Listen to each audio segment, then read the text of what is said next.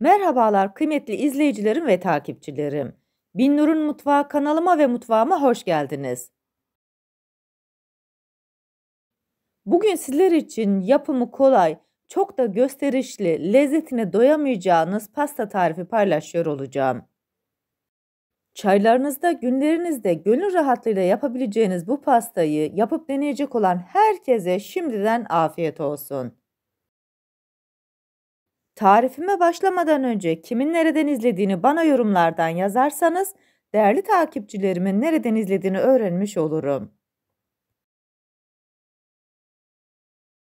Sizleri daha fazla bekletmeden bu leziz pastanın tarifine geçiyorum. Herkese iyi seyirler. Bu tarifim için 24 santimlik kelepçeli kalıp kullandım. Kalıbın alt kısmına yağlı kağıdı koydum. Kenar kısımlarında sıvı yağ ile yağlıyorum. Pastayı pişireceğimiz kalıbımızı kenara alıyoruz. Genişçe bir çırpma kabı alıyorum. İçerisine 1 su bardağından 1 parmak eksik toz şekerini koyuyorum. Mikseri alıyoruz. 4 adet yumurtayı birer birer çırpma kabının içerisine koyuyorum ve mikserle karıştırıyorum. Karıştırdıkça da yumurta eklemesi yapıyorum. Bu arada tarifimi buraya kadar izleyip beğendiyseniz ve hala kanalıma abone değilseniz, abone olarak beğeni ve yorumlarınızla beni desteklerseniz çok sevinirim. Beğeni ve o güzel yorumlarınız benim için gerçekten çok kıymetli. 4 adet yumurtayı şekerin içerisine ekledikten sonra mayonez kıvamını alıncaya kadar karıştırıyorum. Pastanızın süngerimsi kıvamda olması için bu aşama çok önemli. 1 dakika boyunca mayonez kıvamını alıncaya kadar pastanızın harcını mutlaka güzelce karıştırın.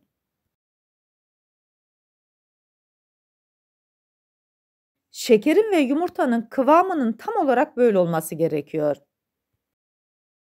Tarifim için 100 gram tereyağı kullandım. Tereyağını erittim ve tamamen oda sıcaklığına gelinceye kadar beklettim. Tereyağını pasta harcının içerisine eklerken yavaş yavaş ekliyorum, hızlı hızlı karıştırıyorum. Bu pastayı yaparken birkaç tane püf noktası var. Sizlere tavsiyem videoyu dikkatlice sonuna kadar seyretmeniz. O zaman sizler de çok lezzetli pasta elde etmiş olursunuz. Tereyağını da güzelce karıştırdıktan sonra mikseri harcın içerisinden çıkartıyorum. Bu tarifim için 1,5 su bardağı un kullandım. İçerisine 1 paket vanilya, 1 paket de kabartma tozunu ekliyorum ve eleyerek ekliyorum. Unumuzu havalandırarak eklediğimiz için pastamızın kıvamı daha güzel olacak. Spatula yardımıyla alttan yukarıya doğru hafif hareketlerle unu karıştırıyorum. Bu aşama çok önemli. Kesinlikle mikser kullanmıyoruz. Bu işi spatula ile yapacağız. Bütün un pürüzsüz kıvam alıncaya kadar güzelce karıştırdım. Pasta harcımız da tam kıvamında oldu. Daha önceden kenarlarını yağlamış olduğumuz kelepçeli kalıbımızı alıyoruz. Pasta harcını içerisine boşaltıyorum. Bu arada fırınımızı da 170 derece alt üst ayar açtık. Pastamızı kesinlikle daha önceden ısıtmış olduğumuz fırınımızda pişireceğiz. Spatula yardımıyla harcı eşit olacak oranda güzelce yayıyorum. Bu arada bu tarifimde kullanmış olduğum bütün malzemeleri videomun altındaki açıklama kısmında ölçüleriyle birlikte paylaşıyor olacağım. İsterseniz oradan da bakıp faydalanabilirsiniz. Fırına götürmeden önce kalıbı şöyle bir sallıyorum. Bu sayede harcımız eşit oranda yayılıyor.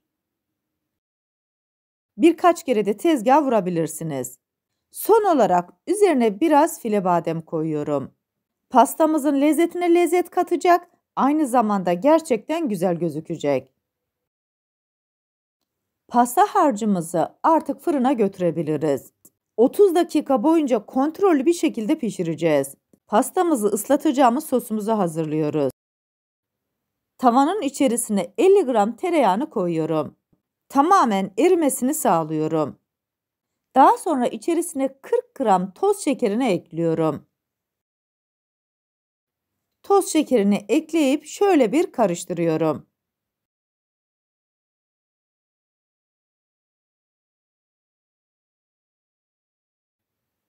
Daha sonra içerisine yarım su bardağı sütü ekliyorum. İçerisine koymuş olduğumuz şeker tamamen eriyinceye kadar bu şekilde kısık ateşte pişiriyoruz. Şekerimiz tamamen eridikten sonra ocağın altını kapatıyoruz. 1 yemek kaşığı balı içerisine döküyorum.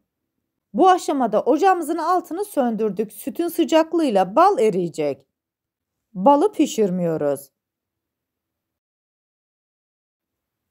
Karıştıra karıştıra balın erimesini sağlıyoruz. Sosumuzu kenara alıyoruz. Pastamız 30 dakikanın sonunda pişti. Bu aşamada kürdan testi de yapabilirsiniz. Tamamen soğumasını bekliyoruz. Benim kalıptan kek hiç yapışmadan hemen ayrılıyor. Fakat sizler için şöyle bir tavsiyede bulunmak istiyorum. Kenar kısımlarını spatula ile açabilirsiniz. Böylelikle pastamız kalıptan daha kolay çıkacak. Tamamen soğumuş olan pastamızı servis edeceğimiz tepsinin içerisine alıyoruz. Arasına koymak için krem şanti hazırlayacağız. Bunun için 1 su bardağı buz gibi soğuk sütü çırpma kabının içerisine koyuyorum. 1 paket krem şantiyi ekliyorum. Mikser yardımıyla krem şanti kıvamını alıncaya kadar karıştırıyorum. Bu arada tarifimi buraya kadar izleyip beğendiyseniz sosyal medya hesaplarınızdan arkadaşlarınızla paylaşarak bana destek olursanız çok sevinirim. Ayrıca Binnur'un Mutfağı YouTube kanalımda birbirinden güzel diğer tariflerim var. Onlara da göz atmayı sakın unutmayın. Krem şantimiz hazır, kenara alıyoruz. Pastamızı keskin bir bıçakla ortadan ikiye kesiyoruz.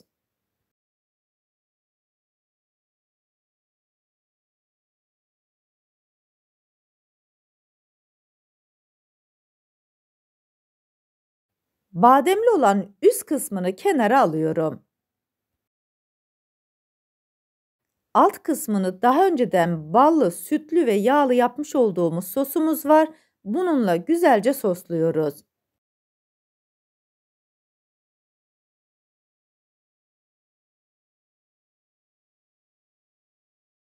Bu aşamadan sonra kalıbımızın kenar kısımlarını alıyoruz. Tekrar pastayı içerisine koyacak şekilde hazırlayıp kapatıyoruz. Krem şantiyi alıp pastanın içerisine döküyorum.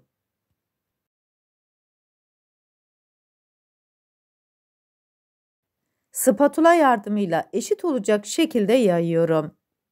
Ben krem şanti kullanmayı tercih ettim. Sizler isterseniz pasta kreması da kullanabilirsiniz, fark etmez.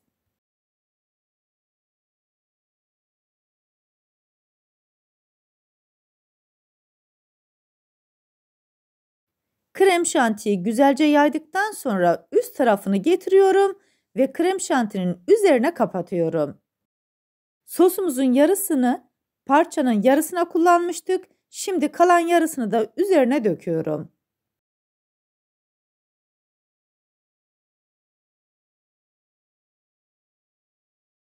Fırça yardımıyla da her tarafın sos olmasını sağlıyorum. Bu sos gerçekten çok lezzetli ve çok güzel oluyor. 1 saat boyunca pastamızı dolabımıza kaldırıyoruz. 1 saatin sonunda artık servis için hazır. Kalıbımızın kenarını çıkartıyoruz. Bu aşamadan sonra pastanızı istediğiniz şekilde kesebilirsiniz. Ben üçgen olacak şekilde kesmeyi tercih ettim. Sizlere bir de bu lezzetli pastanın iç dokusunu göstermek istiyorum. Arasına sürmüş olduğumuz sosu sayesinde ortasındaki krem şanti ile gerçekten çok lezzetli ve çok güzel pasta elde ettik. Görüntüsü de muhteşem oldu. Tarifimdeki tüm püf noktaları detaylı bir şekilde sizlere anlatmaya çalıştım. Ancak yine de aklınıza takılan bir kısım olursa bana yorumlardan yazabilirsiniz. Oradan da elimden geldiğince sizlere dönmeye çalışırım. Bu nefis ve güzelliğiyle sizleri mest edecek pastayı yapıp deneyecek olan herkese şimdiden afiyet olsun. Bir tarifimizin daha sonuna geldik. Videomu izlediğiniz için teşekkür ederim. Bana destek olmak için tarifimi beğendiyseniz beğenmeyi, abone değilseniz abone olmayı, yeni tariflerimi izlemek için bildirim zilini açmayı, tariflerimi sevdiklerinizle paylaşmayı unutmayın. Her şeyin gönlünüzce olması dileğiyle, hoşça kalın, afiyetle kalın, Allah'a emanet olun.